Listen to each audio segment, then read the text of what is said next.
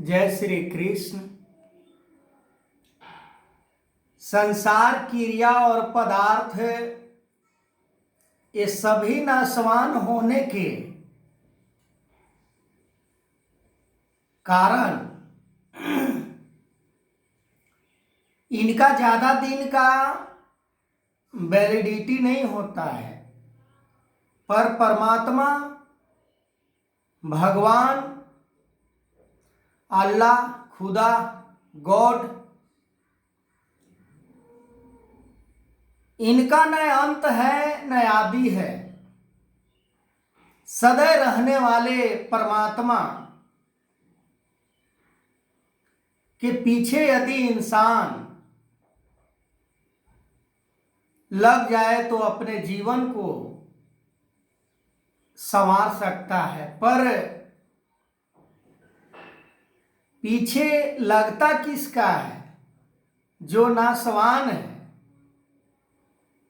जिसका ज्यादा दिन का वायु नहीं है, जो सदैव रहने वाले नहीं हैं, उनके पीछे इतने गंभीरता से पड़ जाते हैं, पर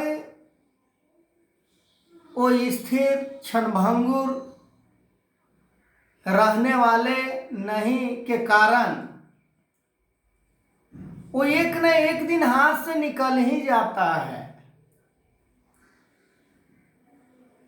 परमात्मा प्रकृति के अधीन होकर समय समय पर मानव को समझाने के लिए शरीर धारण करते हैं, पर लाख कितना भी समझाने का प्रयास करे, पर इंसान नाशवान पदार्थों को छोड़ने का नाम नहीं लेता है। नाशवान पदार्थों से इतना उसका लगाव हो जाता है कि जैसे कोई दोस्त मित्र हो और उससे दोस्ती हो जाए तो उसके बिना उसे एक चैन भी रहना पसंद नहीं वो करता है। ठीक उसी प्रकार इंसान भी क्षणभंगुर नाशवान पदार्थों के पीछे इतना पड़ जाता है कि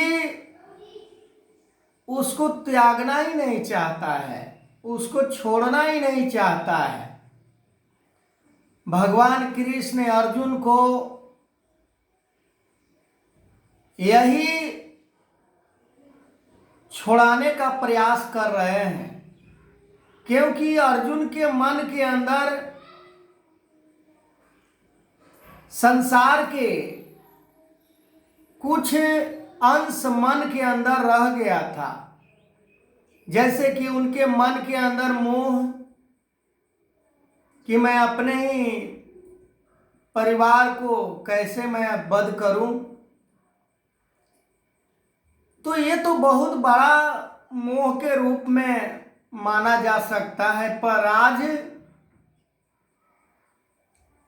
मोह इंसान को इतना बढ़ चुका है उस लेवल का कि उससे छोड़ा पाना समय के सतगुरु को भी बड़ा भारी पड़ता है। अर्जुन को ज्ञान समझाते समझाते भगवान कृष्ण को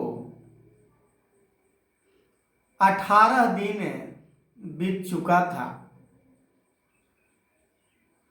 एंड में भगवान कृष्ण अर्जुन को समझा ही देते हैं, पर जिसके मन के अंदर जिज्ञासा हो, अर्जुन के मन में जिज्ञासा था कि परमात्मा को मैं प्राप्त करूं, परमात्मा के जो मूल स्वरूप है उसे मैं जानूं, पर सवाल प्रश्न पे प्रश्न अर्जुन का भगवान कृष्ण से होता जा रहा था। कभी अर्जुन सूर्य के बारे में पूछ रहे हैं तो कभी ये सृष्टि के आदि और अंत के बारे में पूछ रहे हैं।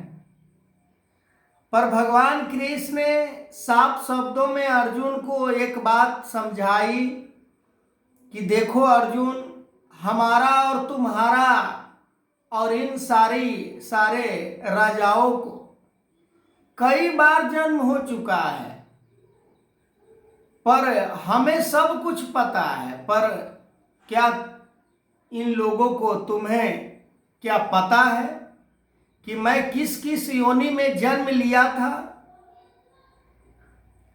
तो भगवान के लिए जन्म के बारे में जानना ये कोई लंबी चौड़ी बात नहीं है, पर एक साधारण इंसान के लिए बड़ी बात है।